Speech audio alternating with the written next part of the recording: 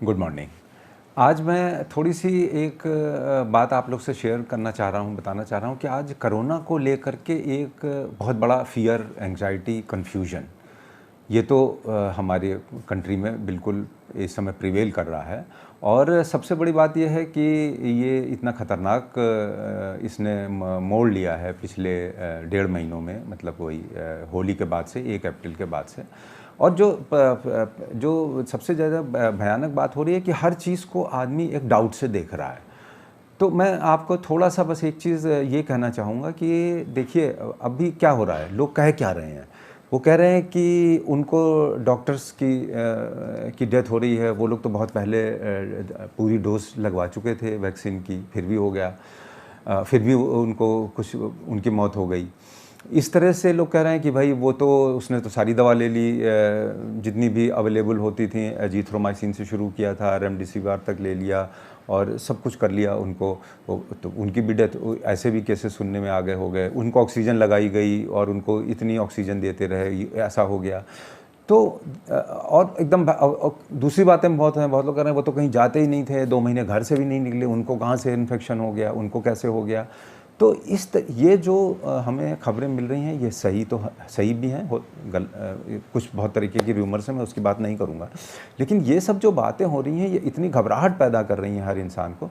तो देखिए, मैं आपको सिंपल से तरीके से एक चीज़ समझाना चाहूँगा इसमें, कि जो देखिए, कोई भी दवा, कोई भी चीज़ किसी भी इंसान पे 100% नहीं फ़ायदा करती। आप ये कोरोना वाली चीज़ें छोड़ दीजिए, एक सिंपल पैरासिटामॉल है, वही दवा किसी का बुखार उतारती है, किसी का नहीं उतारती, ठीक है?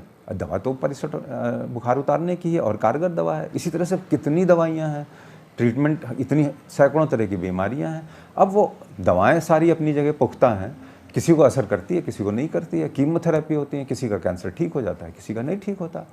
तो ये बात दिमाग में लाकर घबराने की ज़रूरत नहीं है कि उनको 2 डोज़ लग गई फिर भी उनको हो गया। वो कहीं जाते ही नहीं थे फिर भी उनको हो गया। वो तो डॉक्टर हैं, उनको तो इतना कुछ आता जाता है, भाई उनको कैसे कोरोना हो गया? तो बस सिर्फ़ एक चीज़ प्लीज़ दिमाग में बैठा लीजिए, हर आदमी का शरीर फ़र्क है। हर आदमी को जो दवाइयों का रिस्पॉन्स होता है वो फ़र्क होता है, क्योंकि हमारे शरीर, हमारे जीन्स, हमारा सिस्टम बिल्कुल फ़र्क है।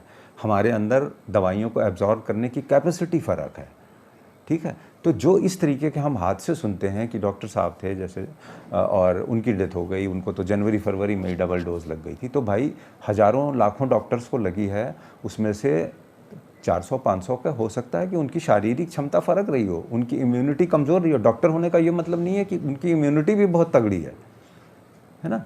तो ये बात से बिल्कुल घबराने की ज़रूरत नहीं है कि हम अरे बेकार है, वैक्सीन लगवाना बेकार है, वो तो कि लोग उनको लगवाई उनको हो गया, इनको लगवाई उनको हो गया, या ये दवा खाना बेकार है, इससे कोई फ़ायदा नहीं है।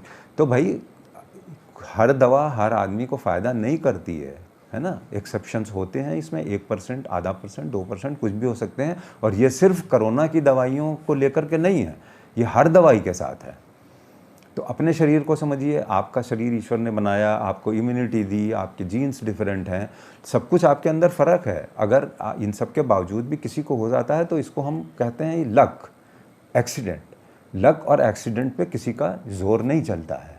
इस बात पे ईश्वर पे भरोसा रखिए, जो कुछ भी इलाज, जो कुछ भी प्रोटोकॉल्स हैं वो सारे फॉलो करते रहिए और अपना मनोबल बढ़ाए रहिए कि हाँ भाई, और विल पावर बढ़ा के रखिए हर चीज़ में कि हाँ भाई, नहीं मेरा सब कुछ ठीक है। अपनी न्यूट्रिशस डाइट सबसे ज़्यादा है। आपको जो पावर, जो एनर्जी मिलती है वो आपके खाने से मिलती है, तरह तरीके के जो फ्रूट्स, वेजिटेबल्स, वॉटेवर जो भी आप खाते हैं, दूध है, प्रोटीन है, सब कुछ है।